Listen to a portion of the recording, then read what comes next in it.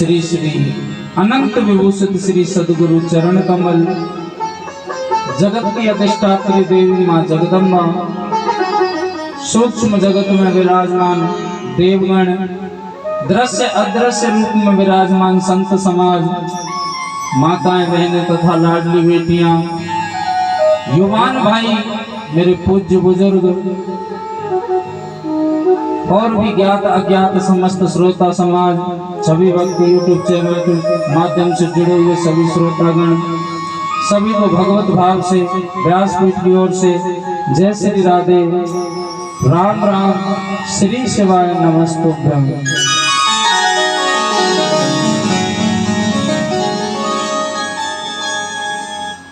मृत्युंजय महादेव परिवार के तत्वाधान में चल रही भगवान शंकर की प्रत्यक्ष मूर्ति श्री श्रावण शिव महापुराण दिव्य कथा का आज तृतीय दिवस है। तो आइए अपने मन को महादेव चरणों में लगा करके वाणी को पवित्र करते हुए भगवान नाम के सहारे से कथा में प्रवेश करना है। सभी को हमारे साथ में बड़े ही भाव से ताली बजाते हुए कीर्तन का गान करना है।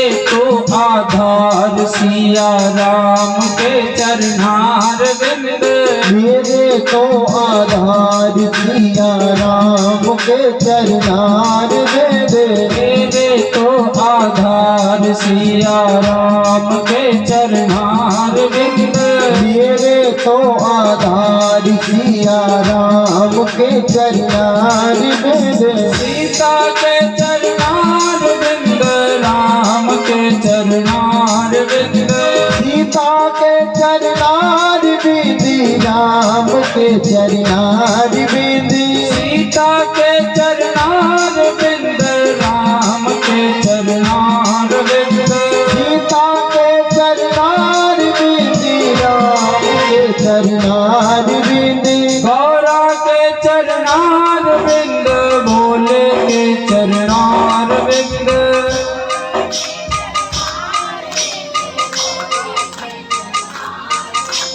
गौरा के चरणार बिंद भोले के चरणार बिंद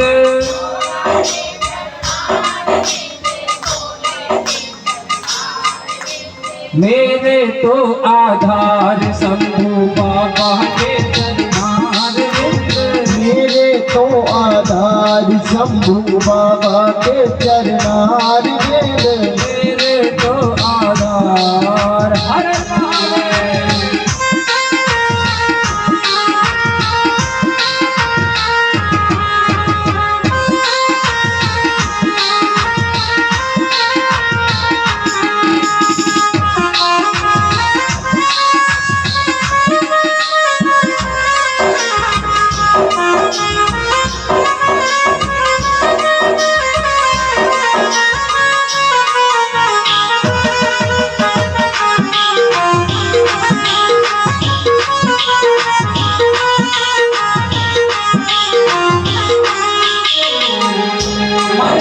बाबा की उस छवि का ध्यान करेंगे कि नंदी खड़े हैं और उनके सामने भोलेनाथ हाथ में डमरू त्रिशूल हुए खड़े हुए। बड़ी मनमोहक सुंदर छवि है बाबा की।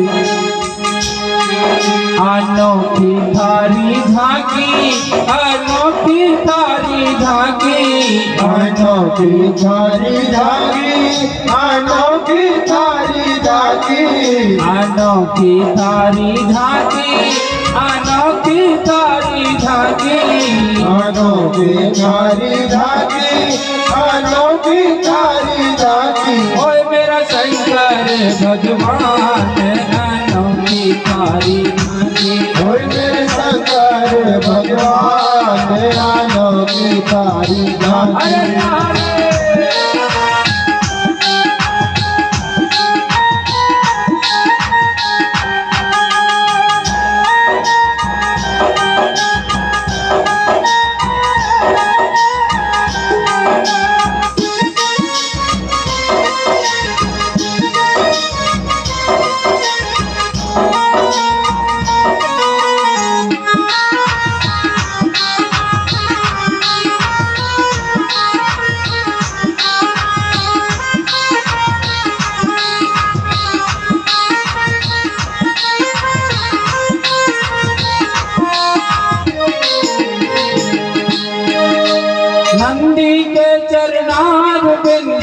हनुमत के चरणार विंद,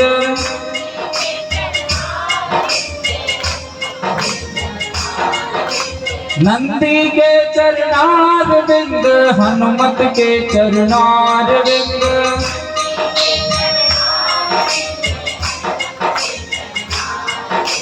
ब्रह्मा के चरणार विंद, विष्णु के चरणार विंद,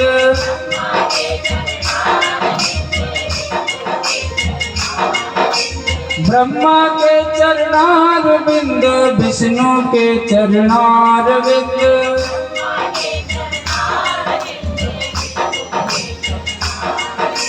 मेरे तो आधार नंदी सेवक के चरणार विंद, मेरे तो आधार नंदी सेवक के चरणार विंद, मेरे तो आधार हनुमत बाबा के चरणार विंद, मेरे तो आधार हनुमत बाबा के चरणार विंद, मेरे तो आधार हर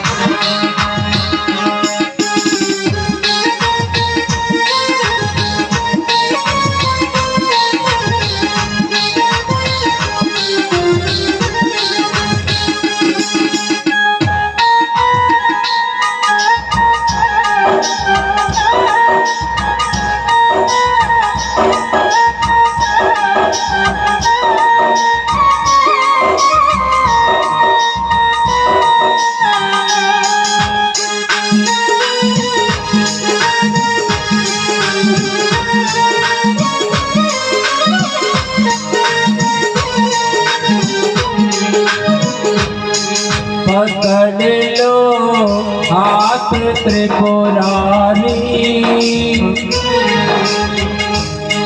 पकड़ लो हाथ त्रिपुरारी, नहीं फिर डूब जाएंगे, पकड़ लो हाथ त्रिपुरारी, नहीं फिर डूब जाएंगे, हमारा कुछ न बिगड़ेगा, हमारा कुछ ना बिगड़ेगा, तुम्हारी लाज जाएगी, पकड़ लो हाथी त्रिपुरारी, नहीं फिर डूब जाएंगे।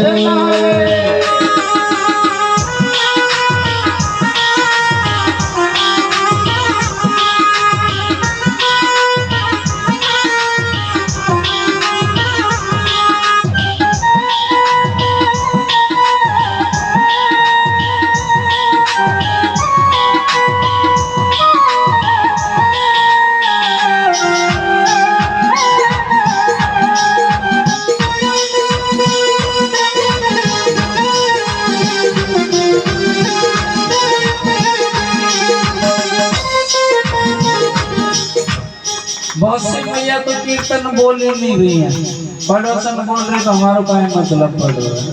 पड़ोसी भोजन करेगा तो पड़ोसी के पेट में जाएगा, आपके में नहीं जाएगा। आप तो 6 दिन का या 7 दिन का अनुष्ठान है, 2 दिन निकल के 5 दिन बन गए हैं। आप तो भोलेनाथ से कि प्रार्थना करो, मेरे जीवन की लग गई दो, मेरे जीवन की लग गई डोर, त्रिपुरारी तेरे चरण, मेरे जीवन की लग गई डोर, त्रिपुरारी तेरे चरणन में।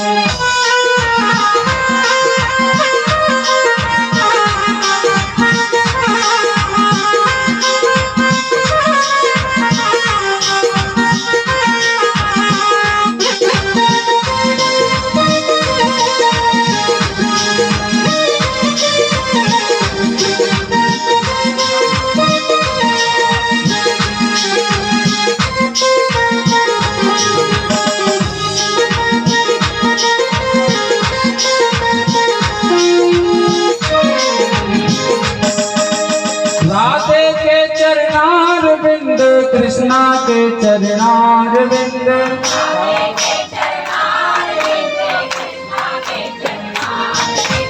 राधे के चरणारविंद, कृष्णा के चरणारविंद,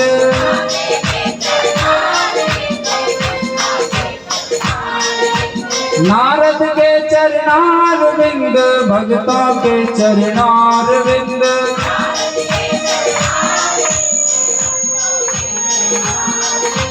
नारद के चरणारविंद, भक्तों के चरणारविंद,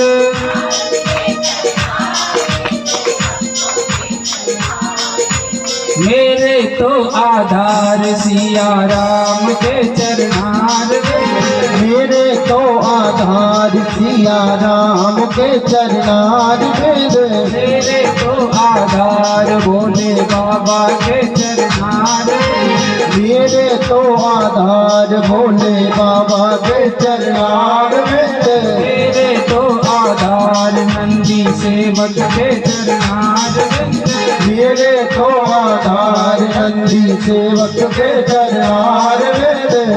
और सभी को भोलेनाथ के पंचाक्षर महामंत्र का जाप करना है। कौन सा है महामंत्र? महादेव का श्री शिवाय नमस्तुभ्यं। पीछे वाले मोहल्ला में से भी बोलो करो मैया। हाँ, इस महामंत्र को जपने से,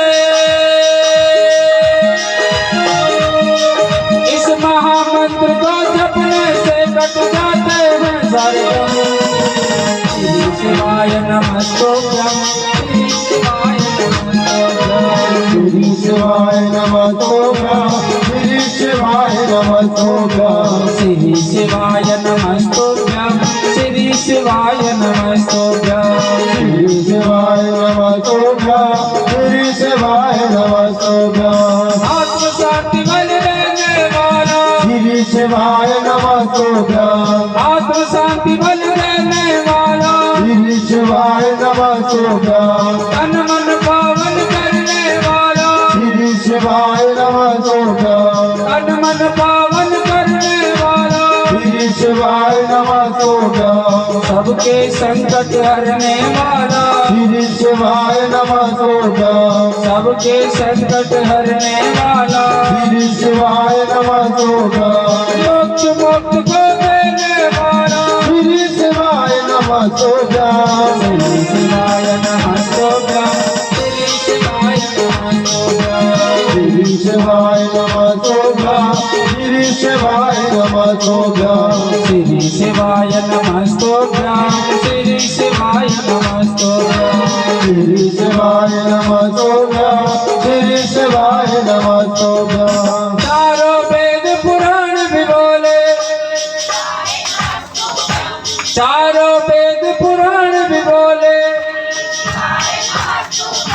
गंगा यमुना छिपरा बोले, गंगा यमुना छिपरा बोले, मुरलीधर की मुरली बोले, मुरलीधर की मुरली बोले, रमाकांत के साथ में बोलो, श्री शिवाय नमस्तुभ्यं, श्री शिवाय नमस्तुभ्यं, श्री शिवाय नमस्तुभ्यं, श्री शिवाय नमस्तुभ्यं, श्री शिवाय नमस्तुभ्यं, श्री शिवाय नमस्तुभ्यं, श्री शिवाय नमस्तुभ्यं, श्री शिवाय नमस्तुभ्यं, श्री शिवाय नमस्तुभ्यं। सभी भक्त अपने सीधे सीधे हाथ करेंगे और पंचाक्षर मंत्र का उच्चारण करेंगे। सीधे हाथ उठाओ ताली बजाते हुए। हाँ, और क्या कहना है? ओम नमः शिवाय,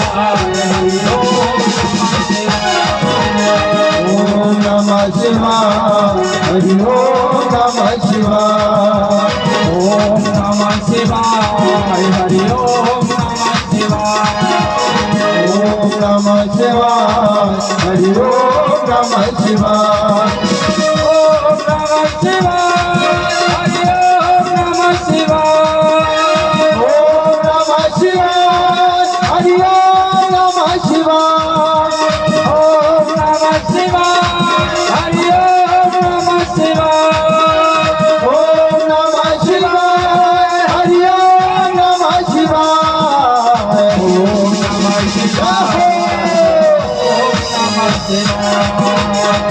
नमः शिवाय हरि ओम नमः शिवाय हरि ओम नमः शिवाय हरि ओम नमः शिवाय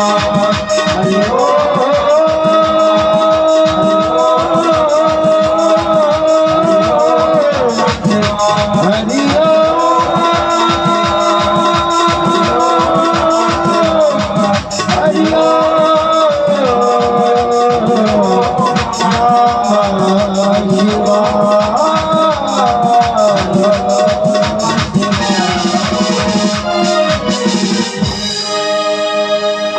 हरि ओम नमः शिवाय। बोलिए शंकर भगवान की जय हो श्री शिव महापुराण की जय हो मृत्युंजय महादेव की जय हो जगत जननी जगदम्बा मैया की जय हो श्री माता की जय हो नीलकंठ महादेव की जय हो नमः पार्वती पते हर हर हर महादेव शंभो।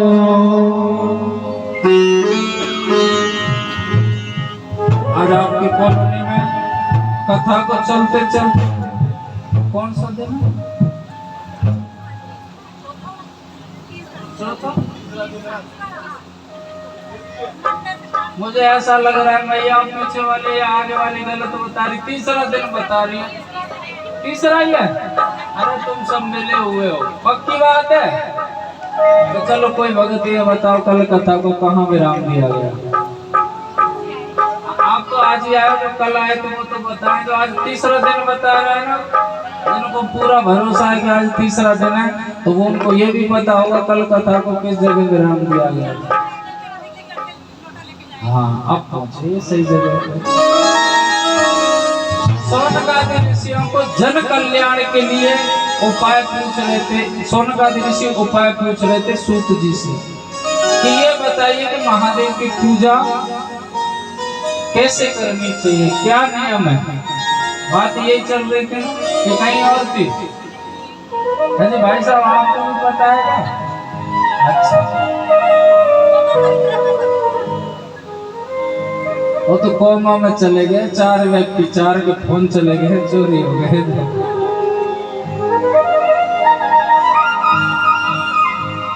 सूत जी बड़ी सुंदर और पवित्र शिव महापुराण का वाचन कर रहे हैं नैमिषारण्य क्षेत्र में, जहाँ 88,000 महात्मा बैठे हुए हैं, जिनको सोनकादि नाम से संबोधित किया गया। उन्होंने महादेव की पूजा का नियम पूछा। सूत जी बताते हैं कि ये देवों का देव यानी देवताओं के भी देवता बाबा भोलेनाथ, इनके यहाँ कोई भी नियम नहीं है। नियम केवल संसार में होते हैं, नियम संसार में होते हैं। भोलेनाथ के पास जाने का कोई नियम नहीं है। आप जिस प्रकार चाहो उस प्रकार पूजा कर सकते हो, लेकिन मनमानी तरीके से नहीं। पूजा करने पहुंच जाते हैं महादेव के मंदिर में, नहलाते हैं, धुलाते हैं, अच्छा काम करते हैं, बाद में क्या करते हैं, पतासा लेंगे ऊपर रख के छोड़ के चले आए। अब आप सोचिए कि आप नहा धो करके और मीठा लगा करके ज्यादा नहीं 1 घंटे बैठ जाओ। आजकल देखा देखी की बहुत बुरी परंपरा चल रही है। हम शास्त्र विरुद्ध आचरण को छोड़ करके लोकाचार का जो आचरण है उसको अपनाते हैं। पूजा पाठ करते हैं तो उसमें हम अधर्म कर देते हैं। हम अपना पूजा पाठ जो पुण्य कमाते हैं उसके द्वारा सब वहीं छोड़ करके चले आते एक गलती के कारण। और वो गलती कैसी है कि हमसे आगे वाले व्यक्ति ने वो कार्य कर दिया तो हम भी ये सोच लेते होता होगा, जिसे कहते हैं बाक पुराण। ज्यादातर ज्ञानचंदों के पास में मिलता है और मैयाओं के पास में भी खूब मिलता है। अरे बाबड़ी ऐसे पूजा करते, रे जा ऐसे थोड़ी ना करते, ऐसे कर। पूजा पाठ अच्छी तरीके से हमने किया। सूत जी कह रहे हैं कोई दिखावे की आवश्यकता नहीं है। अगर हैसियत आपकी 100 रुपए कमा करके परिवार चलाने की तो उसी प्रकार से आप सामग्री लीजिए।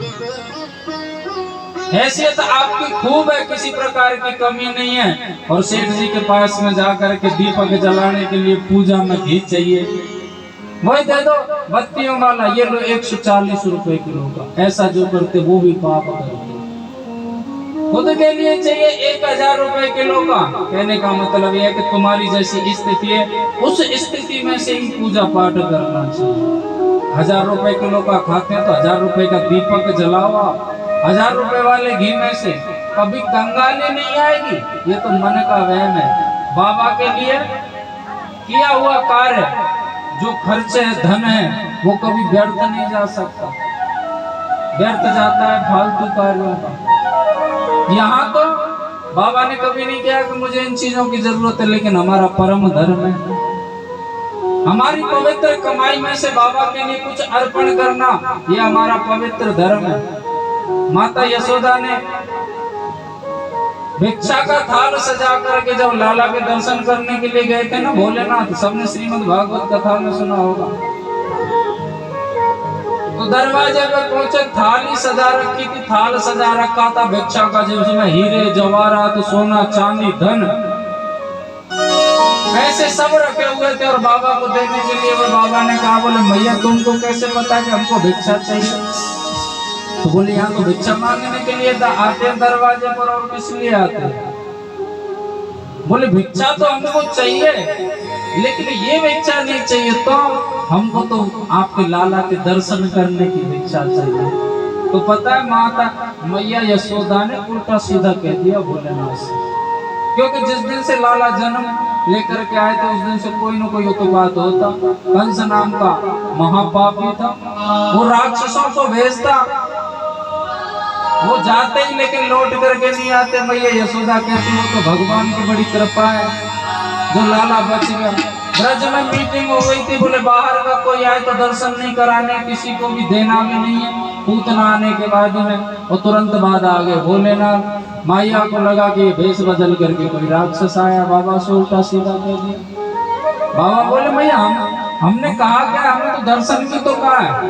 बोले दर्शन नहीं कराऊंगी, तुम्हें भिक्षा में जो चाहिए वो ले जा, धन दौलत जो तेरी मर्जी है वो ले जा, भूखा है तो भोजन कर ले।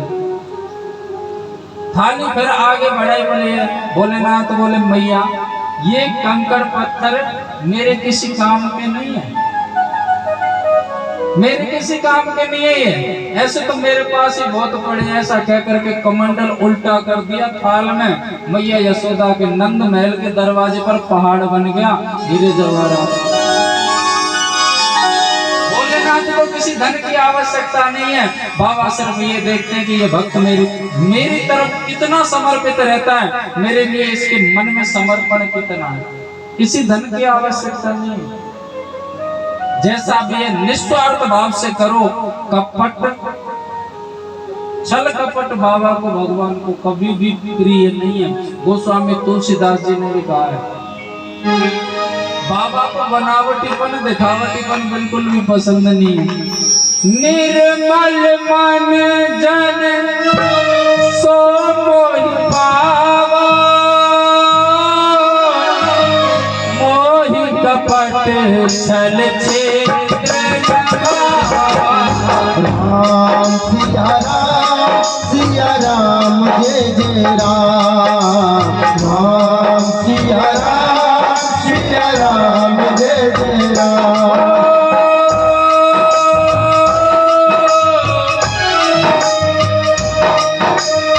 निर्मल मन जन सो मोहि पावा, मोहि कपट छल छेत्र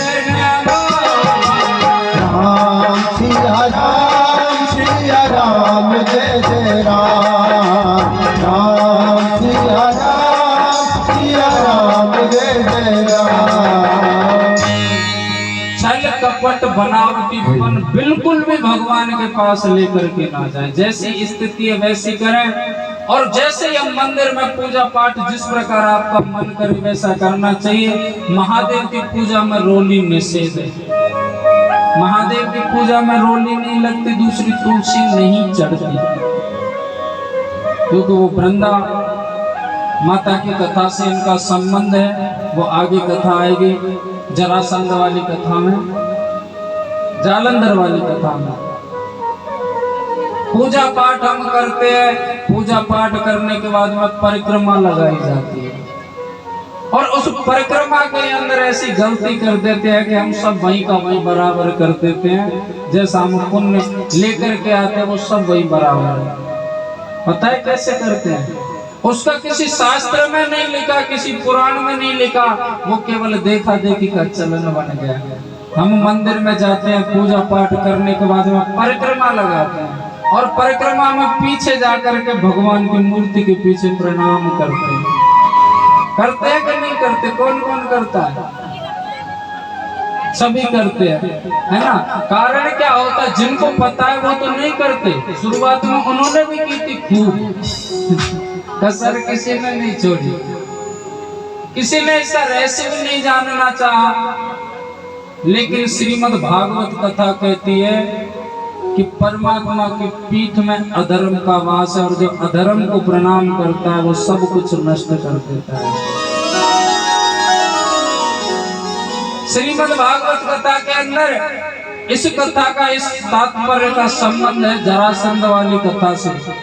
काली यमन और ठाकुर जी की युद्ध से लेकर के जहां भगवान का रण छोड़ नाम पड़ा था। किस किसने सुनी है कथा? से महापुराण से अलग है बिल्कुल। बात जब ये हुई थी कि ठाकुर यानी कन्हैया जी ने कंस को परास्त किया। कंस के ससुर साहब थे जरासंध, उनकी पत्नी थी, 2 पत्नियां थी कंस की, अस्ति और प्राप्ति। उनके पिता जरासंध। अब जरासंध ने 17 बार चढ़ाई की थी द्वारका पर भगवान को हराने के लिए, लेकिन वो दोनों एक ऐसे थे, छोटे बड़े, दाऊ भैया और कन्हैया जी। उनके सामने कौन टिकता है? दिखने में छोटे थे, यानी दिखने में छोटे थे, धमाका बड़ा था उनका।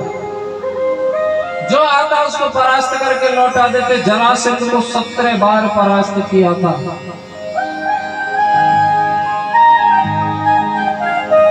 जब 17 बार परास्त हो गए तो जरासंध के एक मित्र थे जिनका नाम था काली यमन।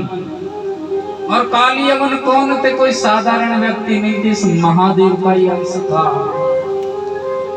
जो ऋषि शेषीरायण के पुत्र थे, और रंभा अप्सरा के गर्भ से उन्होंने जन्म लिया था।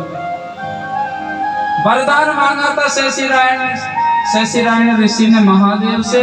बोले बाबा मुझे ऐसा पुत्र चाहिए कि ना तो उसे कोई देवता परास्त कर सके, ना कोई दानव परास्त कर सके, ना कोई पृथ्वी की प्रकृति की कोई वस्तु प्राप्त कर सके।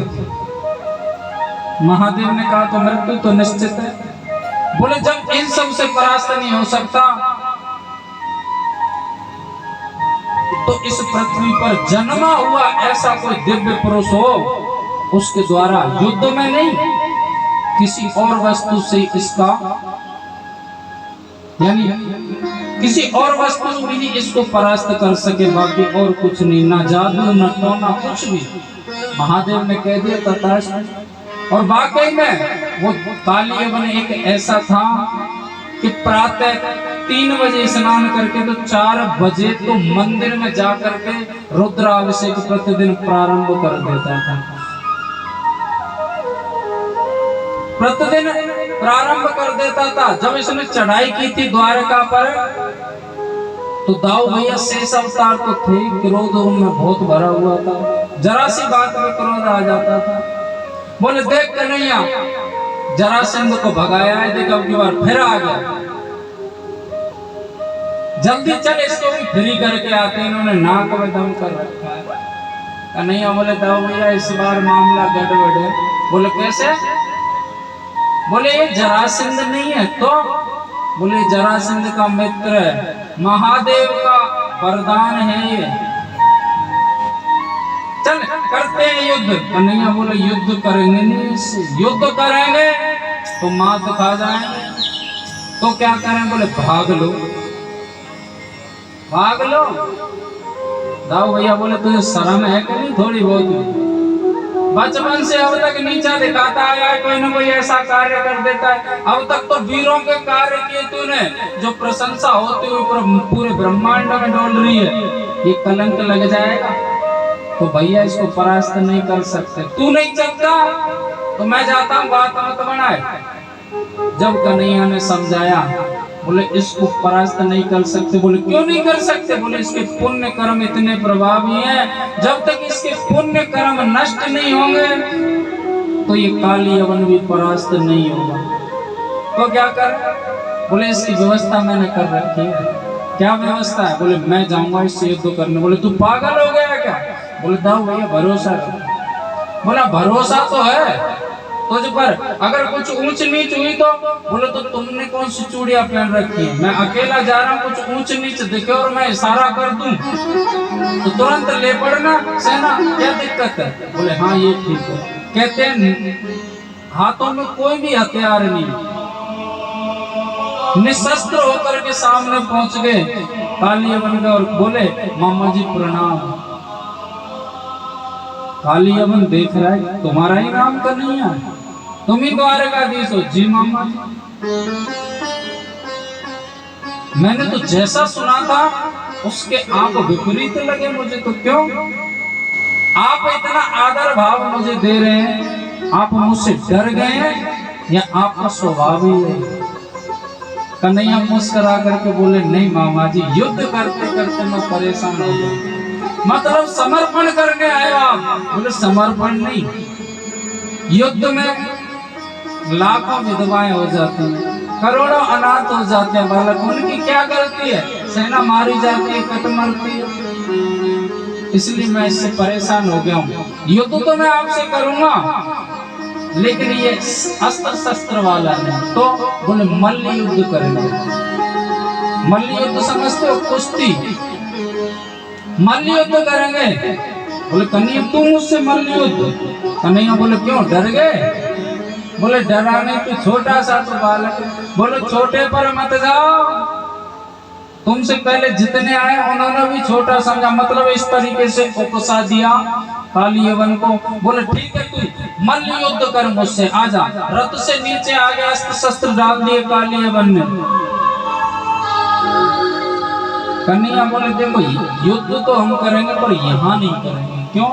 आपकी तो करोड़ों की सेना है, अगर आपको मैंने नीचे पटक लिया, आपको हारता हुआ देखकर आपकी सेना ने चढ़ाई कर दी तो मेरी तो बोटी बोटी भी नहीं मिलेगी, इतनी सेना है। ऐसा धोखे का कार्य नहीं। कन्हैया से काली यवन कहते कि मैं तुझे वचन देता हूँ कि सेना में से कोई भी नहीं आएगा। बोले मुझे भरोसा नहीं, अंत समय पर अगर इन्होंने हमला कर दिया, मुझे भरोसा नहीं इस बात का, युद्ध में बिल्कुल भी विश्वास नहीं करना चाहिए। तो बोले यहाँ से दूर चलते हैं, क्योंकि परमात्मा के दाऊ भैया से कह करके आए थे, बोले इसके पुण्य कर्म प्रभावी हैं। तो बोले पुण्य कर्म कैसे हटेंगे इसके? बोले अगर इसको अधर्म का दर्शन करा दिया जाए। तो बोले अधर्म कहाँ से लाए? बोले नाना कहीं से नहीं, मेरी पीठ में ही वास है अधर्म, मेरी पीठ में ही वास है। युक्ति ऐसी बनाई, काली यवन बोलते चल तेरी मर्जी आए, जहां चल करके युद्ध कर। बोले यहाँ से थोड़ी दूर चलना है। कहते हैं द्वारका से चलते हैं कन्हैया आगे आगे, पीछे पीछे काली यवन। अगर कोई किसी के पीछे चले तो पीठ पर तो दृष्टि पड़ती है। चलते जा रहे हैं, अधर्म के दर्शन हो रहे हैं, उसके जो पुण्य कर्म थे वो नष्ट होते जा रहे हैं। काली यवन कहते हैं कि कितनी दूर और चलना है? बोले थोड़ी दूर, थोड़ी दूर, थोड़ी दूर। और कहते हैं द्वारका से चलते चलते धौलपुर तक पहुंच गए, उनके पुण्य कर्मों को नष्ट करवाने। धौलपुर से आगे एक पर्वत है और उसमें एक गुफा है, पहाड़ी सी है, वहां तक पहुंचे। कहते हैं कन्हैया से काली यवन बोले इतनी दूर तो आ गए, कहां तक ले जाएगा, क्या करना चाहिए, मेरी समझ में नहीं आता। कन्हैया बोले मामा जी करना क्या चाहिए? अब तो भागना चाहिए। कन्हैया ने भागना प्रारंभ कर दिया और उसी दिन से कन्हैया का एक नाम पड़ गया, रणछोड़। बोलिए रणछोड़ भगवान की जय हो। गुजरात में बहुत विशाल सुंदर मंदिर है रणछोड़ भगवान। कहते उस गुफा में प्रवेश कर गए, उस पहाड़ी की गुफा में, और वहां पर एक मुचकुंद नाम का राजा सोया हुआ था। इसी मुचकुंद राजा के ही वंश में रामचंद्र जी जन्म लेकर के आए थे, प्राकट लेकर के आए थे। और ऐसा दिव्य पुरुष था कि वो देवताओं का साथ देने के लिए युद्ध में स्वर्ग नित्य आया जाया करते थे जब भी युद्ध होता था। एक समय की बात है कि दानव और देवताओं का युद्ध चला, उसमें उन्होंने भाग लिया। एक दिन में वो युद्ध खत्म हुआ था, समापन हुआ था। लौट करके जब इस पृथ्वी पर आए तो पृथ्वी पर तो कहते हैं उनके नाती पंथी कहते हैं 10 पीढ़ियां निकल गई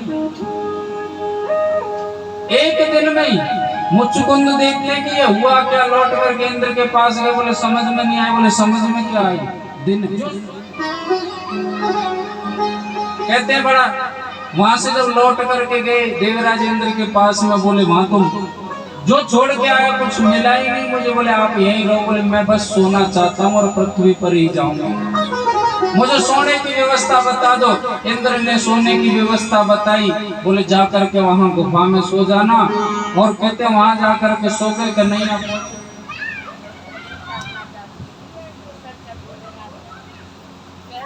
उधर जाइए, उधर जाइए, कुछ देर में। बोलिए शंकर भगवान। मुचकुंद उस गुफा में सोए हुए थे और कन्हैया उस गुफा में प्रवेश करके पीछे काली यवन और कहते दुपट्टा डाल दिया, जो अपनी पीताम्बरी थी ना कन्हैया ने उनके ऊपर डाल दी।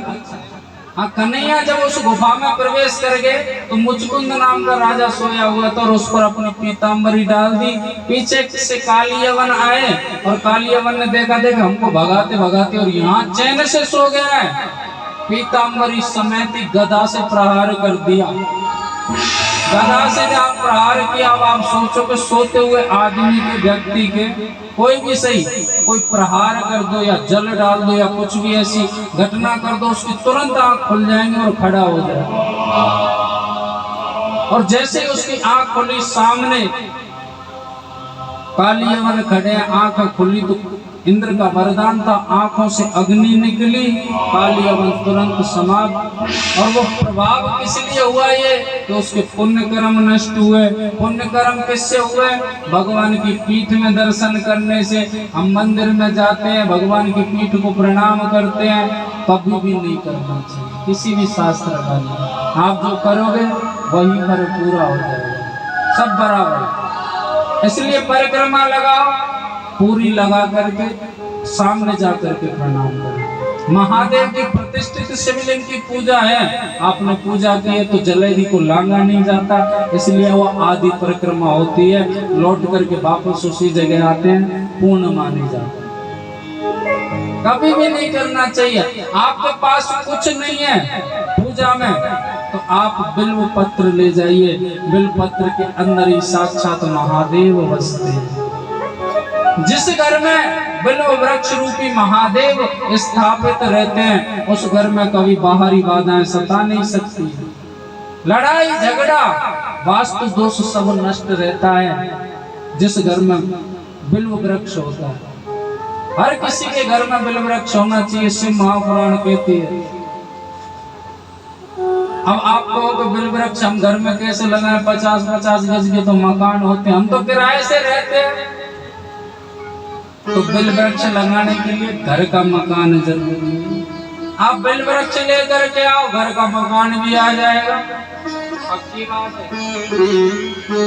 यकीन नहीं है तो भरोसा कर करके देखना, तो चक्कर बाढ़ के देता। और जो इसके भरोसे चलता है उसे किसी बात की चिंता करने की आवश्यकता नहीं। हम तो बाबा के भरोसे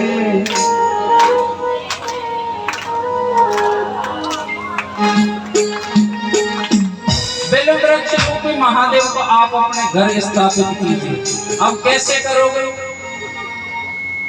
नर्सरी से जाइए, बिल्वपत्र का बिल्व वृक्ष लेकर के आइए, गमला ले लो, गमले में स्थापित कर दो। ज्यादा नहीं, 2 साल तो चल जाएगा, साल भर चल जाएगा। बड़ा हो जाएगा किसी मंदिर में, किसी पार्क में लगा दो। पूजा के लिए उसमें से बिलपत्ते लिए जाएंगे, आपको भी पुण्य मिलेगा, लोगों को भी लाभ मिलेगा। दूसरा ले आओ, क्या जाता है, बिलवृक्ष रूपी महादेव को घर लाओ, क्योंकि ये बाबा सबके तन मन में बसता है। कौन कौन बिलवृक्ष रूपी महादेव को अपने घर लेकर के आए? अच्छा, बुलाना चाहिए। तू बसता मेरी सांसों में, दर्श की आस है इन आंखों में, बरसों का सपना है बाबा वो दिन आए रे। घर आजा महादेवा तेरा दास बुलाए रे, घर आजा महादेवा तेरा दास बुलाए रे। कौन कौन बुलाना चाहता है बाबा को अपने घर? तो आइए इस भजन के माध्यम से बुलाने। तू बसता मेरी सांसों में, तरस की आस है इन आंखों में, तू बसता मेरी सांसों में, तरस की आस है इन आंखों में, तू बसता मेरी सांसों में, तरस की आस है इन आंखों में, तू बसता मेरी सांसों में, तरस की आस है इन आंखों में, बरसों का सपना है बाबा वो दिन आए रे।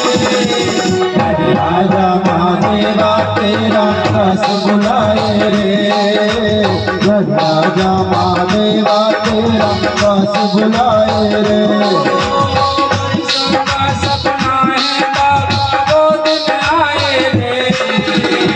राजा महादेवा तेरा दास बुलाए रे, राजा महादेवा तेरा दास बुलाए रे, राजा महादेवा तेरा दास बुलाए रे, राजा महादेवा तेरा दास बुलाए रे।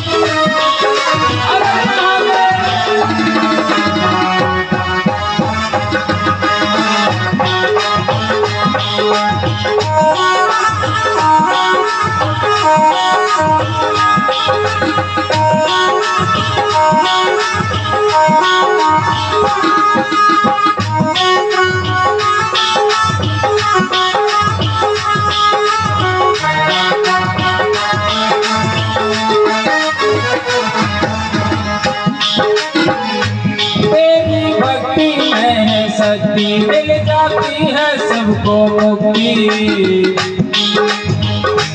तेरी भक्ति में शक्ति मिल जाती है सबको मुक्ति। तेरी शक्ति का पार न पाया जिससे तू महाकाल कहलाया। बाबा मेरे हैं ये सपने पर हम तो हैं तेरे अपने। बाबा मेरे हैं ये सपने पर हम तो हैं तेरे अपने। बाबा मेरे हैं ये सपने पर हम तो हैं तेरे अपने। बाबा मेरे हैं ये सपने पर हम तो हैं तेरे अपने। ओ जग के रखवाले तेरी याद सताए राजा महादेवा तेरा दास बुलाए रे। राजा महादेवा तेरा दास बुलाए रे। ओ जग के रखवाले तेरी याद सताए। जय हो राजा महादेवा तेरा दास बुलाए रे। राजा महादेवा तेरा दास बुलाए रे। राजा महादेवा दास बुलाए रे। राजा महादेवा तेरा दास बुलाए रे।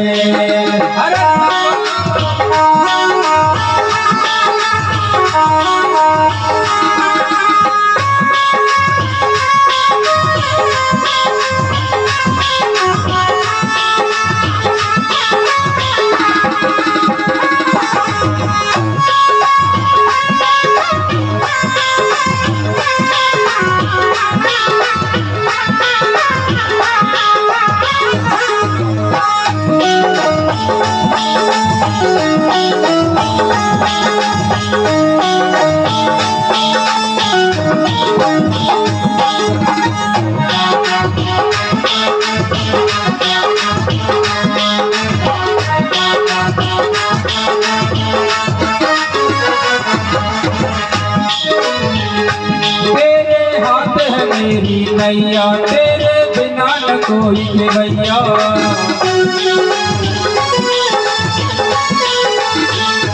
तेरे हाथ है मेरी नैया, तेरे बिना न कोई खेवैया। दुनियादारी सब मतलब की झूठी माया है इस जग की। पार लगा मेरी नैया को, राह दिखा दे मुझ रैया को। पार लगा मेरी नैया को, राह दिखा दे मुझ रैया को। पार लगा मेरी नैया को, राह दिखा दे मुझ रैया को। पार लगा मेरी नैया को, राह दिखा दे मुझ रैया को। ओ माता के महाकाल तू क्यों तरसाए रे। हरे राजा महादेवा तेरा दास बुलाए रे। जय राजा महादेवा तेरा दास बुलाए रे। ओ कालों के महाकाल तू क्यों तरसाए रे। जय राजा महादेवा तेरा दास बुलाए रे। जय राजा महादेवा तेरा दास बुलाए रे। जय राजा महादेवा तेरा दास बुलाए रे। जय राजा महादेवा तेरा दास बुलाए रे। अरे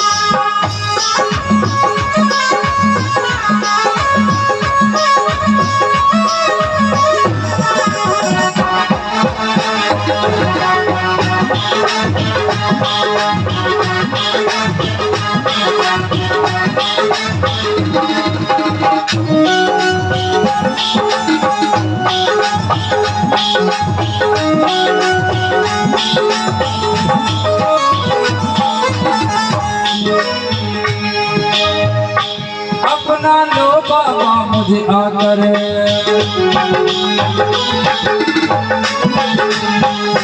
अपना लो बाबा मुझे आकर। तुम तो हो करुणा के सागर।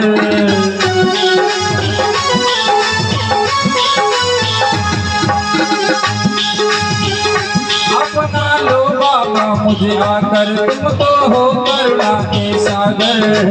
बाबा तुम सर्वस हो मेरे, शरण में आया हूँ मैं तेरे। हाथों में त्रिशूल सजाता, आज ही आजा डमरू बजा। जय हो हाथों में त्रिशूल सजाता, आज ही आजा डमरू बजाता। हाथों में त्रिशूल सजाता, आज ही आजा डमरू बजाता। हाथों में त्रिशूल सजाता, आज ही आजा डमरू बजाता। रमाकांत के पालन हारे मन घबराए। हरे राजा महादेवा तेरा दास बुलाए रे। हरे राजा महादेवा तेरा दास बुलाए रे। रमाकांत के पालन हारे मन घबराए। हरे राजा महादेवा तेरा दास बुलाए रे। हरे राजा महादेवा तेरा दास बुलाए रे। मेरी सांसों में दर्श की आस है इन आँखों में। तू बसता मेरी सांसों में, दर्द की आस है इन आँखों में। तू बसता मेरी सांसों में, दर्द की आस है इन आँखों में। तू बसता मेरी सांसों में, दर्द की आस है इन आँखों में। तू बसता मेरी सांसों में, दर्द की आस है इन आँखों में।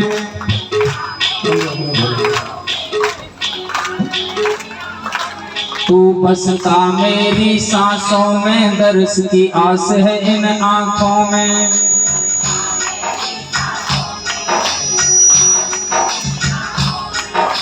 बरसों का सपना है बाबा, बरसों का वो दिन आए रे घर राजा महादेव तेरा दास बुलाए रे राजा महादेवा तेरा दास बुलाए रे तू बसता मेरी सांसों में तरस प्यास है इन आँखों में तू बसता मेरी सांसों में दर्द प्यास है आँखों में परसों का सपना है बाबा वो दिन आए रे राजा महादेवा तेरा दास बुलाए रे राजा महादेवा तेरा दास बुलाए रे परसों का सपना है बाबा वो दिन आए राजा महादेवा तेरा दास बुलाए रे राजा महादेवा तेरा दास बुलाए रे घर राजा महादेवा तेरा दास बुलाए रे घर राजा महादेवा तेरा दास बुलाए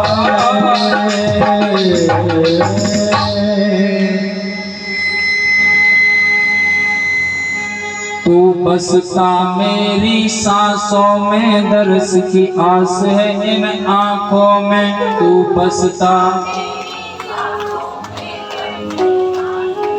मैया भजन सबको गाना है सबको चून को नो तो भजन गावे को हाँ हाँ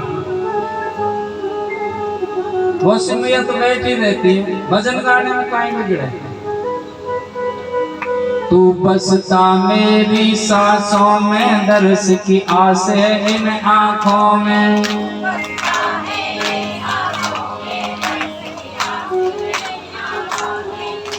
बरसों का सपना है बाबा वो दिन आए रे घर आजा